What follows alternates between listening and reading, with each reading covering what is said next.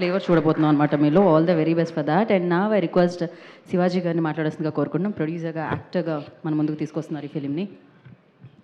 Media మిత్రులకు, విచ్చేసిన అతిథులకు అందరికీ స్వాగతం. Thank you.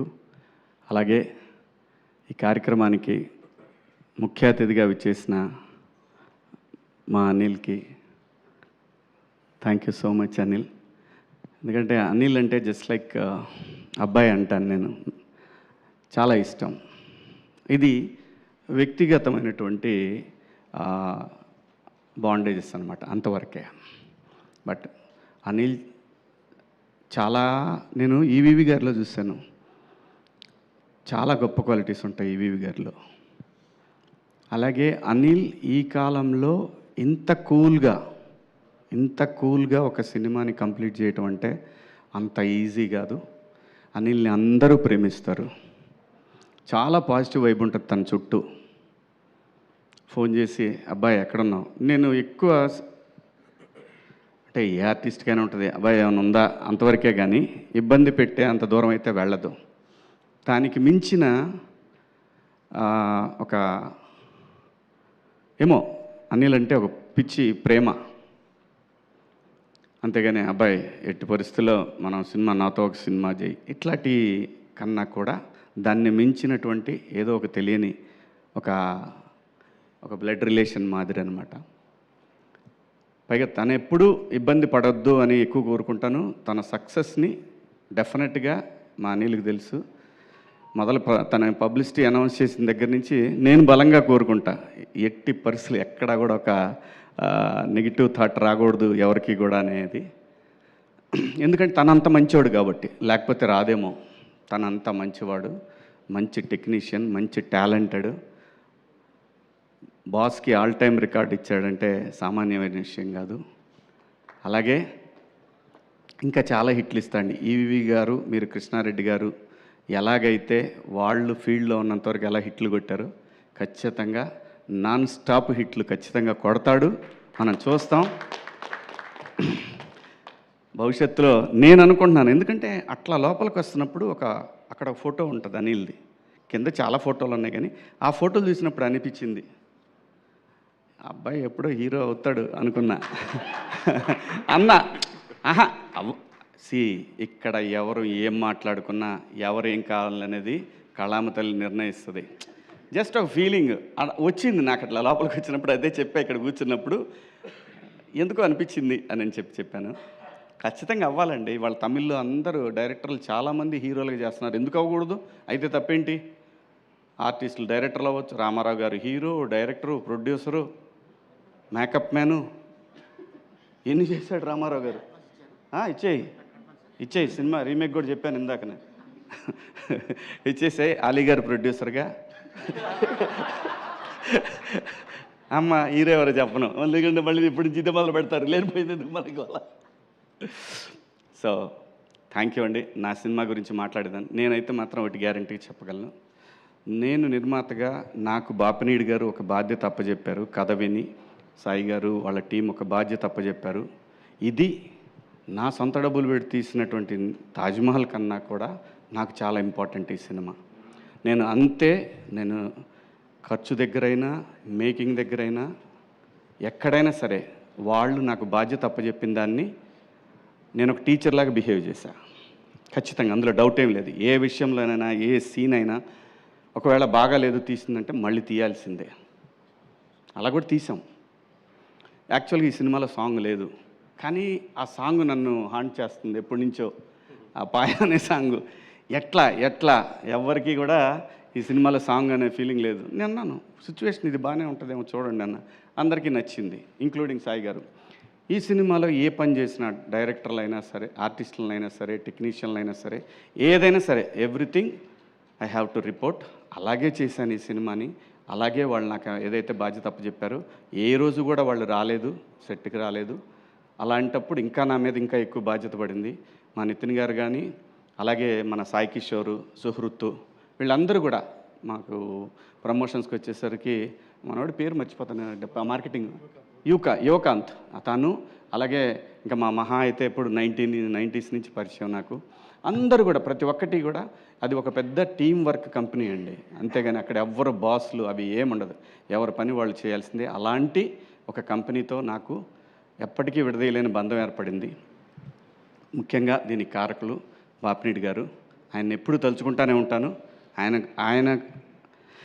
ఆయన ఒక మాట అనబట్టే ఈరోజు నేను ఇక్కడ నిలబడి మళ్ళీ ఆర్టిస్ట్గా ఇంత బిజీ అయిపోయి వరుసన హిట్లు పడ్డాయంటే కారణం ఏదో చాలామంది కోరుకున్నారు, నువ్వు ఆర్టిస్ట్గా ఉండాలి, నువ్వు ఆర్టిస్ట్. అలా నన్ను రీఎంట్రీ ఇచ్చింది బాపినీడి గారు. బిగ్ బాస్, ఆ తర్వాత కోర్టు, ఆ తర్వాత దండోరా, ఆ తర్వాత బిగ్ బాస్ బజ్జు, ఏది కూడా ఎక్కడా కూడా నాకు ఒక్క నెగిటివ్ ఇది కూడా రాలేదు. ఈ సినిమా కూడా ఖచ్చితంగా, ఎందుకంటే మా అబ్బాయికి టైం లేదు కాబట్టి నేను చూపించలేకపోయాను. సినిమా ఖచ్చితంగా చూపిస్తాను, రిలీజ్ ముందే చూపిస్తాను. ట్రైలర్ చూసి చాలా చాలా బాగుందని చెప్పాడు. ఏదున్నా సరే అనిల్, ఏదన్నా అవకాశం ఉంటే అనేది ఈ ఇండస్ట్రీలో ఎవరు నన్ను అడుగుతాను అని అంటే ఎందుకంటే నేను ఎవరిని అడగలేనండి, అది ఒక అనిల్ని. అలాగే ఈ సినిమాలో ఒక సాంగ్ కోసం నేను చాలా ఆలోచించాను, కానీ సడన్గా బండ్ల గణేష్ అన్న అనే థాట్ వచ్చిందంటే మా అబ్బాయి రిక్కీ థాట్ అనమాట అది. రిక్కీ చెప్తే అప్పుడు నేను వెళ్ళి గణేష్ అన్నని అడిగాను. పాట విని అరే చేసేద్దాం అని అన్నాడు.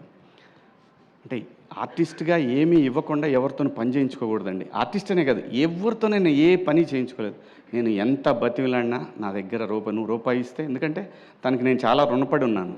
ఎప్పుడు ఇండస్ట్రీకి వచ్చినప్పటి నుంచే గణేష్ అన్నకి నేను రుణపడి ఉన్నాను. ఖచ్చితంగా తీర్చుకుంటా. ఎవరి రుణం తీర్చుకోకుండా మాత్రం ఇక్కడి నుంచి వెళ్ళాం, మనం తీర్చుకొనే వెళ్తాను. ఇంకా ఈ సినిమా టెక్నీషియన్స్కి వచ్చేసరికి సుధీర్ కథ తీసుకొని వచ్చాడు. కొత్త కుర్రాడు, నాకు తెలుసు. ఆ సైకిల్ దొక్కేటప్పుడు నేర్చుకునే ఆ ఇబ్బందులు ఉంటాయి కదా, ఒక్కోసారి సరిగ్గా తోలు, పట్టుకో, హ్యాండిల్ పట్టుకో, ఇలాంటివి ఉంటాయి. సో వాళ్ళకి తెలుసు ఇలాంటివి అన్నీ కూడా. ఎందుకంటే తను చెప్పిన టెక్నీషియన్లే పెట్టుకున్నా మళ్ళీ. ఎందుకంటే నేనంటే వాళ్ళు క్లోజ్ అయితే బాగా వస్తుంది అవుట్పుట్. అది కెమెరామెన్ అయినా, ఎడిటర్ అయినా, ఎవరైనా సరే అందరినీ తనకి ఇష్టమైన టెక్నీషియన్లను పెట్టాను. అలాగే మ్యూజిక్ డైరెక్టర్ వచ్చేసి బ్యాక్గ్రౌండ్ స్కోర్ రంజన్ రాజ్ అని చెప్పి, తను మలయాళీ అనమాట. అద్భుతంగా చేశాడు. ఈ సినిమాని సక్సెస్లో 50% అతనికి క్రెడిట్ వెళ్తుంది ఖచ్చితంగా. 100%, నో సెకండ్ థాటే లేదు. సినిమా ప్రతి ఒక్కళ్ళకి నచ్చుతుంది. మా ఇద్దరి కాంబినేషన్ నచ్చుతుంది, మళ్ళీ మా ఇద్దరి కాంబినేషన్ నచ్చుతుంది, అలాగే మా ఇద్దరి కాంబినేషన్ నచ్చుతుంది. ఎందుకంటే ఆలీ అన్న ఈ ఇండస్ట్రీకి వచ్చినప్పటి నుంచి నాకు పరిచయం. నన్ను ఒక సొంత తమ్ముడి కన్నా ఎక్కువగా చూసుకున్నాడు ఆలీ అన్న. అప్పటి నుంచి కూడా ఫ్రమ్ ద బిగినింగ్ నేను 96 నుంచి నేను ఆలీ అన్నతో నా జర్నీ. ఆలీ అన్న ప్లస్ గణేష్ అన్న, చనిపోయాడు వేణుమాధవ్ అన్న, ఆయన, వీళ్ళందరూ నన్ను ఒక సొంత తమ్ముళ్ళలాగా చాలా బాగా టేక్ కేర్ చేశారు. ఏ సందర్భంలో అయినా సరే, ఇప్పటి వరకు, ఈ రోజు వరకు కూడా. అలాగే చాలామంది ఉన్నారండి ఇక్కడ నాకు సహాయం చేసిన వాళ్ళు. ఇంకా మా చిత్రం సీను, అప్పటి నుంచి పరిచయం. వాడిని చూస్తే భయం వేసేది నాకు. అప్పుడు గ్లాసులు పెట్టుకొని ఇట్లా తిరుగుతుండేవాడు. ఎవడు రీడు పాతాడు, మనమే ఊరి నుంచి వచ్చి ఎవడు రీడు మాస్టర్ సినిమాకి. అలాగే బబ్లు, ఇంకా ధనరాజ్ ఆడు, అది తర్వాత లాస్ట్లో చెప్పాలి, పెద్ద ఆయన పేరు ధనరాజ్. ఎప్పుడు అడిగితే అప్పుడండి, తనకి ఇచ్చిన రెమ్యునరేషన్తో పోల్చుకుంటే తను చేసిన డేట్లు చాలా ఎక్కువ. ఏ రోజు కూడా అడగలేదు. ఎప్పుడు ఫోన్ చేస్తే అప్పుడు అన్న 2 రోజుల ముందు చెప్పేవాళ్ళం ధనాయ్, లేదంటే ఒక రోజు అటు ఇటు అయినా సరే చేసేవాడు. ఎందుకంటే కొన్నిసార్లు మాకు సీన్ నచ్చ కూడా మళ్ళీ చేయాల్సి వచ్చింది. లొకేషన్ నచ్చక చేసిన సందర్భాలు కూడా ఉన్నాయి. సో ప్రతి ఒక్క ఆర్టిస్టు, మన రఘుబాబు అన్న, అలాగే పృథ్వీ గారు, అలాగే తన పేరేంటి పమ్మిసాయి, చెమ్మక్ చంద్ర, రాఘవ, బుడ్డ నరేషు, అందరూ ప్రతి ఒక్కళ్ళు కూడా, ఇమ్మాన్యుయలు, ప్రిన్సు, చాలామంది అండి, 30 మంది ఆర్టిస్టులు ఉంటారు, గట్టిగా ఉంటారు ఆర్టిస్టులు. ఎవ్రీ సీన్లో ఆర్టిస్ట్ వస్తూనే ఉంటాడు, కొత్త ఆర్టిస్ట్ ఎంటర్ అవుతూనే ఉంటాడు. అది అనుకొని చేసింది కాదు, అలా అయింది. సమీరు. సో అందరూ ప్రతి ఒక్కళ్ళు కూడా చాలా బాగా కోఆపరేట్ చేశారు. మరీ ముఖ్యంగా చెప్పాల్సిన విషయం ఏంటంటే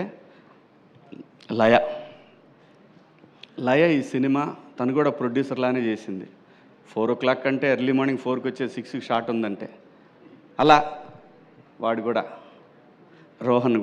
రోహన్ అయితే ఎన్నిసార్లు వచ్చాడో వాడు లొకేషన్కి వచ్చి మళ్ళీ చేయకుండా వెళ్ళిపోయినా ఎప్పుడు ఇంతవరకు అందరూ కూడా, ఎందుకంటే నా మీద అభిమానం, at the same time ETV product అందరి మీద ఉన్న అభిమానం, స్క్రిప్ట్ అందరికీ బాగా నచ్చింది, అందరూ బాగా సపోర్ట్ చేశారు.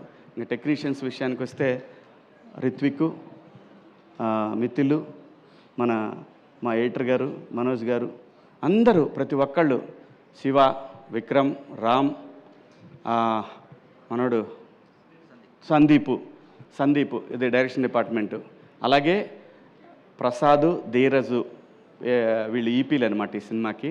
ఆ తర్వాత మా అందరినీ నడిపించిన ఒక పెద్ద విగ్రహం ఉంది, అదే మా బాలాజీ సీనన్న.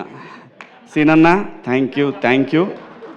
నువ్వు లేకపోతే ఈ సినిమా అయ్యేది కాదు. థ్యాంక్ యూ సో మచ్ సీనన్న. అలాగే ఈ సినిమాకి ట్రావెల్స్ కానీ ప్రతి ఒక్కళ్ళు కూడా, మాకు ఈటీవీ ట్రావెల్స్లో వచ్చింది, అలాగే బయట మన ఇండస్ట్రీ ట్రావెల్స్, మా రాయుడు కానీ అందరూ ప్రతి ఒక్కళ్ళు చాలా బాగా సపోర్ట్ చేశారండి. మీ అందరికీ పేరున థ్యాంక్ యూ. ఇంకెవరినన్నా మర్చిపోయి ఉంటే, ఇంకెవరన్నా మర్చిపోలేదుగా, మనం ఒకే ఒక్క వ్యక్తిని మర్చిపోయానండి. అప్పటి నుంచి ఇప్పటి వరకు, నేను ఇండస్ట్రీకి వచ్చిన దగ్గర నుంచి ఈ రోజు వరకు నాకు ఇండస్ట్రీలో అతి ముఖ్యమైన ఫ్రెండ్స్లో ఒక ఫ్రెండ్, మా మిత్రుడు కమల్. చాలా నాకు ఇండస్ట్రీలో ఫస్ట్ ఒక హీరో పరిచయం ఏంటంటే ఇతనే. నాకు సీతారామయ్య గారి మనవరాల్సు అనే సినిమాకి ఇతను హీరో అయితే, మేము సీతారాముల కళ్యాణం చూతమరారండే సినిమాకి మేము ఇద్దరం పరిచయం అనమాట. అప్పటి నుంచి ఈ రోజు వరకు నాతో ప్రతిరోజు ఫోన్ మాట్లాడుకొని ఉండడు. చాలా మంచోడు, మంచి ఆర్టిస్టు. మన దండోరాలో ఇతనికి చాలా మంచి పేరు వచ్చింది, రంగామామ. Thank you Kamal, thank you so much. అలాగే అందరండి, కాదంబరి కిరణ్ గారు, ఈ సినిమాకి పనిచేసిన కాదంబరి కిరణ్ గారు, ఇంకా చాలామంది ఆర్టిస్టులు పనిచేశారు. అందరికీ పేరున ధన్యవాదాలు. Thank you so much once again. Thank you Bapineedu garu, thank you Sai garu, thank you Nithin, thank you so much అండి మీ అందరికీ. అబ్బాయ్ thank you, I love you, thank you so much. Thank you Shivaji garu, thank you so much. So విన్లో మరొక thanks అండి, sorry. అయ్యో thank you. And కాదు, తెలుగు చలనచిత్ర సీమలో వరుస విజయాలు అని గూగుల్లో టైప్ చేస్తే ఫస్ట్ వచ్చేది రాజమౌళి గారి